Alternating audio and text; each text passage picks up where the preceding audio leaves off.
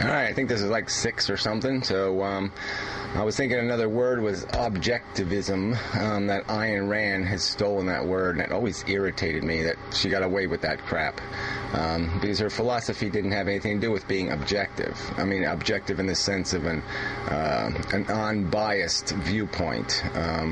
She was all about living our nature, the whole selfish, embrace your selfishness, and selfishness will make the world a better place. I mean, if everybody acts in their self-interest, somehow everything will work out just fine. And they called that objectivism, and it just seemed so preposterous to me that she got away with that crap. Because it's such a slander of the word. She was completely embraced in subjectivism. Human desires being meritorious, and things like happiness and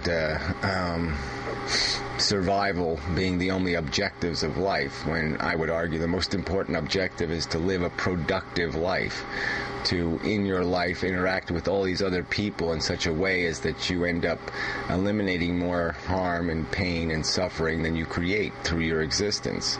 I mean, that's the ball game. And for us as individuals, and for us as a species, I mean, no matter what perspective, wherever you put the frame, whether the frame's on your own life, or the frame's on your own kind, or your own nation, or your own whatever it is, how the only reasonable way to judge it is based on what it produces in terms of reasonably comfortable beings. And so if you're exploiting somebody else, if you're stealing their comfort, you're not going to be productive. It's not likely. And so if you're abusing animals, or you're harming them for your pleasure, or you're exploiting humans for your pleasure so you can live a more lavish lifestyle, you're not going to live a good life by a reasonable definition, because a good life is going to have to be a productive life, in my opinion. And that's objectivism, in my opinion. You have a premise, and then everything's just based on that premise. Running long there.